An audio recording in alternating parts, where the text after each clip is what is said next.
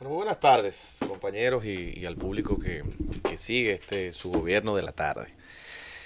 Hay una ventaja muy criticada en una obra que a mí me marcó mucho, de un autor que ustedes quizás han escuchado, que yo le he mencionado, pero por otras obras, porque es de los autores contemporáneos, pues uno de esos que uno tiene toda su colección, porque le gusta mucho la forma en que piensa.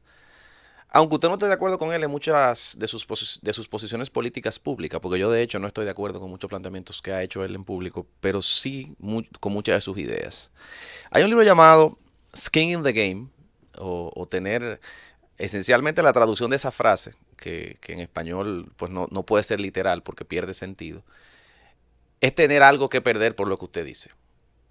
O sea, lo que usted plantee como un análisis o como una posición sea algo que de alguna forma u otra te lo afecte. En España se dice mucho jugarse la piel.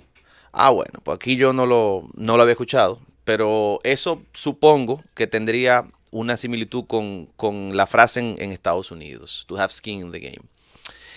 Y la tesis central del libro hace una crítica muy profunda, y miren qué interesante que yo me sumé al equipo de la Z luego de leerlo, porque yo de hecho repensé mucho el rol de los medios y muchas veces la forma ligera, simplista y reduccionista que en los medios se quiere analizar la realidad, porque los medios tienen una limitación temporal fuerte. O sea, es imposible que un tema muy complejo, pues usted le dedique quizás el tiempo suficiente para poder desglosarlo, desmenuzarlo, como decimos nosotros, o verlo en un sentido granular, como le gusta mucho decir a los cientistas políticos. Y la crítica que hacía Taleb al ejercicio del análisis periodístico y mediático es precisamente una tendencia que a veces es enfermiza de encontrar relaciones de causalidad en todo lo que se dice. O sea, siempre hay que encontrar que todo tiene una explicación y que esa explicación es fácil. Si esto ocurrió fue por aquello.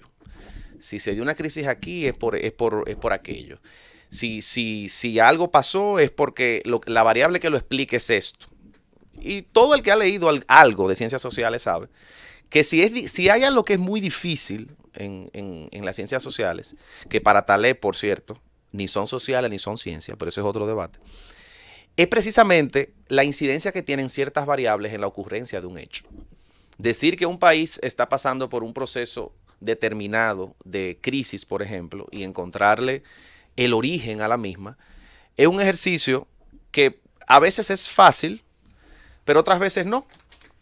Y muchas de las que estamos viendo recientemente en América Latina, a mí me luce que no son de fácil comprensión, aunque siempre aparecerán muchos que querrán encontrar puntos de conexión en el mapa.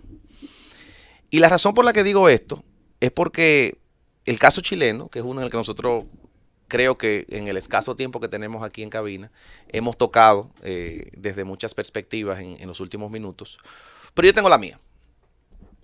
Y la mía es que, obviamente, desde la comodidad de este asiento y esta cabina con un aire que hoy no está tan bueno como siempre, pero que pista, uno puede darle ciertas lecturas a la realidad. En papel, por ejemplo, ciertamente Chile es un país de condiciones envidiables y no es por eso un secreto para nadie que dentro de ciertos grupos de pensamiento ha sido tomado siempre como un ejemplo, como el Juan Pérez, como la forma en que todo siempre tiene que hacerse, como el modelo. La tacita de oro, como digo yo, que está rota ahora, que está rota, porque la verdad es, le guste a quien le guste, que para que una nación real y efectivamente sea un oasis de estabilidad, como le dijo Sebastián Piñera a Chile el 8 de octubre, para el 20 de octubre decir que estamos en guerra, no solo se necesita que los que más tienen tengan más, sino que se necesita que la riqueza que se genera de alguna forma u otra contribuya a mejorar las condiciones de vida de los ciudadanos.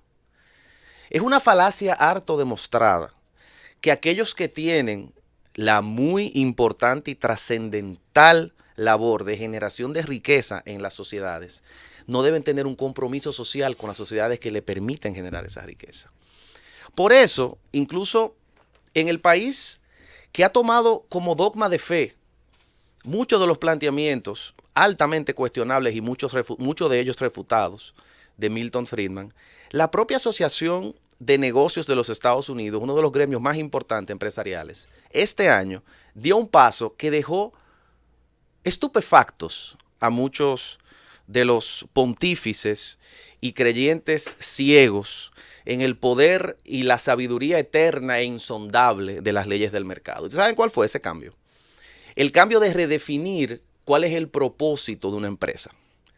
En los 70, y antes de que llegara toda esta nueva ola de pensamiento de la nueva escuela de administración pública, impulsada por los liderazgos en el plano político de Thatcher y de Reagan en los 80, uno de los dogmas de fe era que la única responsabilidad que tendría o que tiene el director de una empresa es generarle riqueza a sus accionistas. Y eso fue algo que se repitió ad nauseam. Si la empresa está generando más riqueza, todo estará bien. Y ese es el objeto último. Pero tú sabes que los mismos empresarios norteamericanos han dicho. No. El compromiso de nosotros va mucho más allá que única y exclusivamente con nuestros accionistas.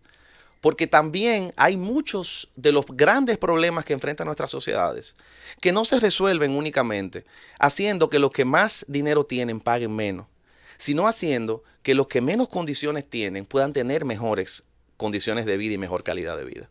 Por eso es una falacia sentarse desde la comodidad de los números grandes a explicar las realidades pequeñas de las personas.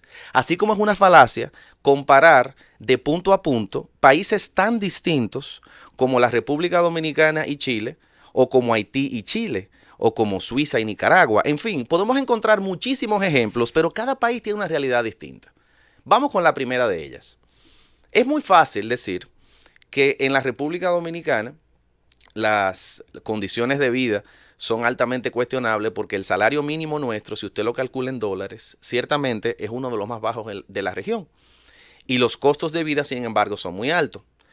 Sin embargo, el salario mínimo de una sociedad como la norteamericana, si lo comparamos con el mínimo dominicano, es increíblemente alto. Hablamos de más de $40,000 al año, más o menos el mínimo federal. Hay gente que está en los 35, 38 con algunas deducciones. El tema es que lo que aquí son 1.8 millones de pesos al año, que es un salario quizás decente para una persona clase media, en los Estados Unidos simple y sencillamente le alcanza a usted para muy poco, porque el costo de vida es elevadísimo. La definición de pobre en los Estados Unidos no es la misma definición de pobre que en la República Dominicana. Entonces lo mismo ocurre, y ahora me retrotraigo al caso chileno, con Chile.